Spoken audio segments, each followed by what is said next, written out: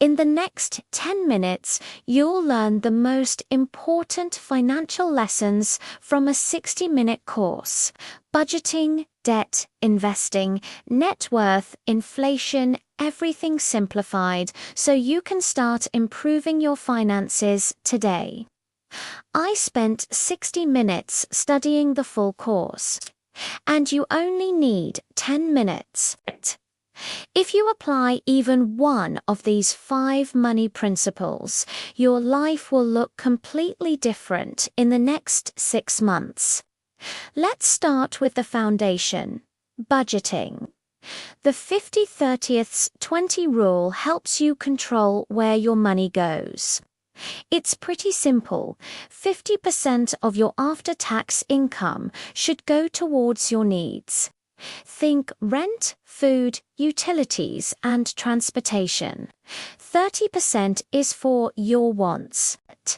This is the fun stuff: entertainment, dining out, shopping, hobbies. And the final 20% that goes directly to savings and paying off debt. The problem is, most people mislabel their spending. Something you call a need might actually be a want. That daily gourmet coffee, that's a want. The latest smartphone upgrade, also a want. You have to be brutally honest with yourself here. Track your spending for a month and see where your money is really going. You might be surprised. Your first financial priority is building an emergency fund. This isn't just a suggestion. It's non-negotiable. Aim for 3 to 6 months of living expenses. This money needs to be kept somewhere safe and liquid, meaning you can access it quickly without penalties. A high-yield savings account or a money market fund is perfect for this. This fund is your safety net, protecting you from unexpected life events without derailing your financial progress. Now, let's talk about debt. It's a heavy word, but not all debt is created equal. There are 2 main types: good debt and what I call toxic debt. Good debt is an investment in your future. It's money you borrow to increase your earning potential or acquire an appreciating asset. Think of student loans for a valuable degree, capital for a business that generates income, or a mortgage on a home you can realistically afford. Then there's bad debt. This is the kind that weighs you down. It's for anything that loses value the moment you buy it. The biggest culprits are credit card balances from overspending, high-interest personal loans for non-essentials, or those monthly payments for a fancy phone you don't really need. This is the debt you need to attack aggressively. And while we're on the topic, your credit score matters a lot. The single biggest factor, making up 35% of your score, is your payment history. If you pay your bills late, you destroy your score. It's that simple. So set up autopay, create reminders, do whatever it takes to pay on time, every single month. Okay, let's move on to the exciting part: building wealth. And no, it doesn't start with trying to pick the next hot stock. It starts with simple, consistent habits. The cheat code of the rich is something called compound interest. It's what happens when your interest starts earning its own interest. The earlier you start investing, the more time your money has to multiply.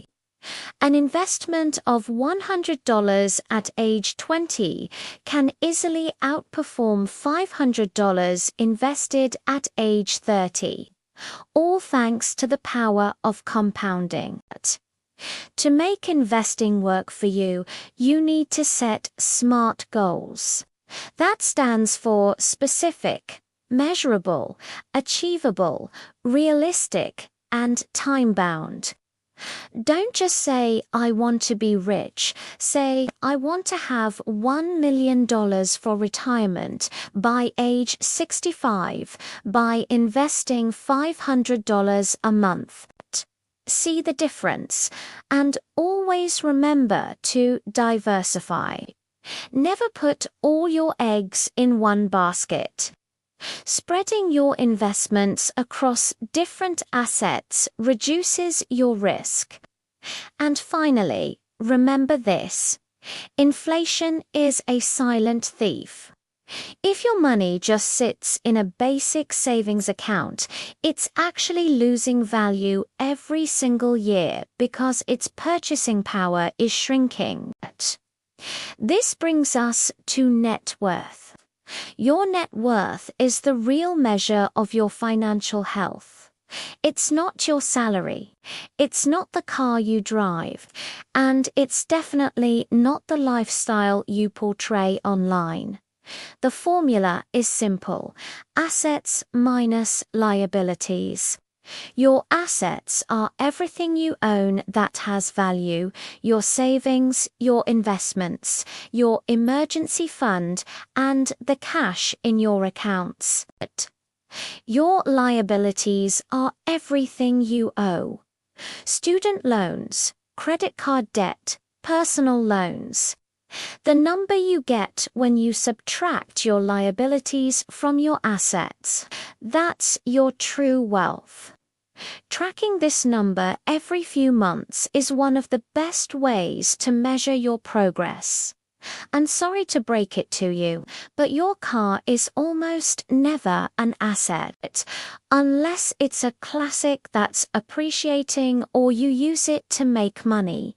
Its value drops every single year. It's a liability in disguise. Finally, let's talk more about that silent money thief: inflation. Inflation steals your purchasing power so slowly that you might not even notice it. That $100 bill in your wallet buys less this year than it did last year.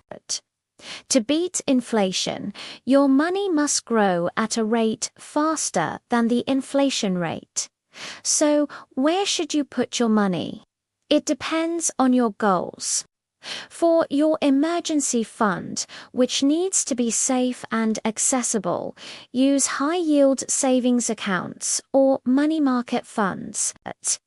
They offer better returns than traditional savings accounts. For medium-term goals, like a down payment in 5 years, you might look at bonds or fixed-income funds. And for long-term growth, like retirement, broad market index funds and ETFs are a proven strategy for outpacing inflation over time. A financial globe isn't about getting rich overnight. It's about making small, consistent steps in the right direction. It's about progress, not perfection. So I want you to choose just one step you'll start this week. Is it creating your first 50/30ths 20 budget? Is it opening a high-yield savings account for your emergency fund?